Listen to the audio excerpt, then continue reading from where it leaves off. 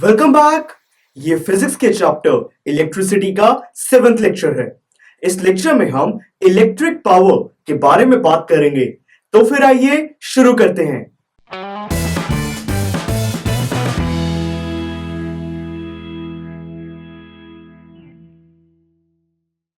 Students, rate of doing work को हम power कहते हैं। इसको हम rate of consumption of energy भी कहते हैं। पावर का फॉर्मूला है कि power is equal to potential difference multiplied by current.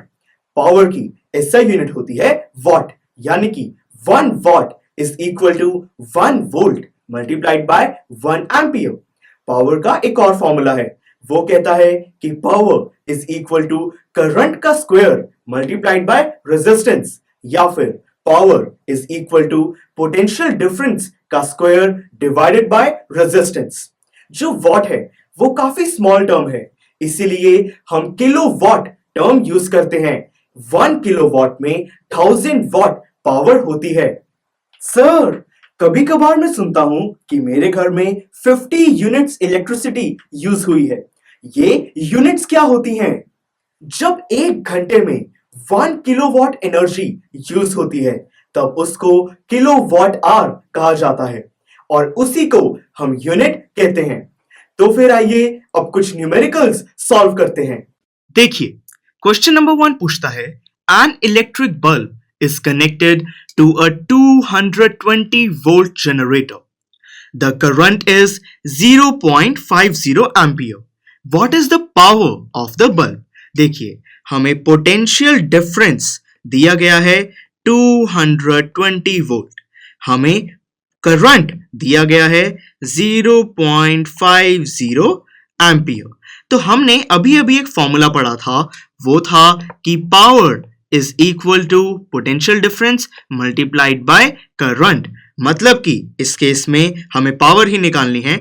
Power is equal to 220 multiplied by 0.50।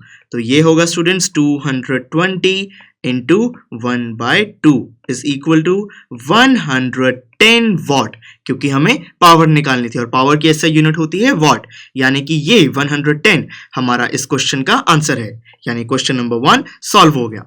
अब आइए सेकंड क्वेश्चन की तरफ बढ़ते हैं।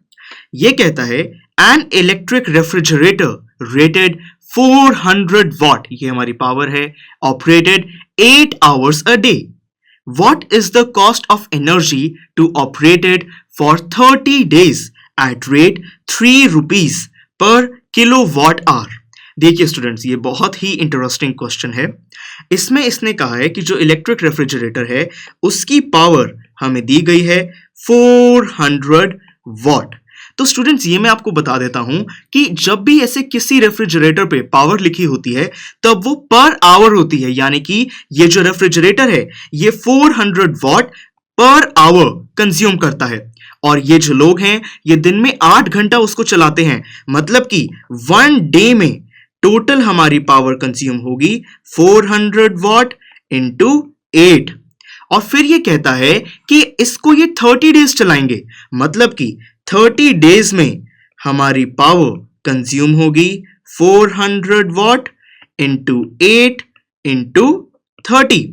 ठीक है, तो हमें सबसे पहले निकालना है कि पूरे 30 डेज में ये कितनी पावर कंज्यूम करते हैं।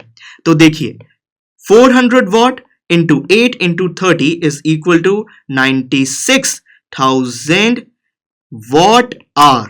हमने पढ़ा था कि 1000 watt is equal to kilowatt, मतलब कि हम कह सकते हैं कि 96,000 watt hour is equal to 96 kilowatt our.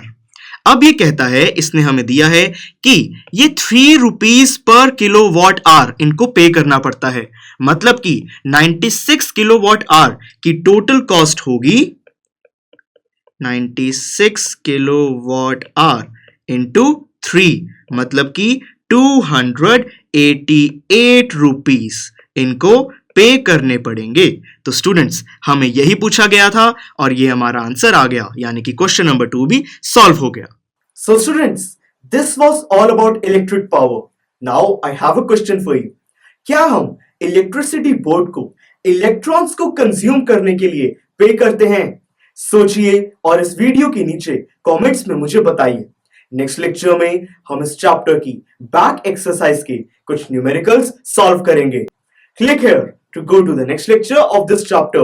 Thank you for watching and have a good day.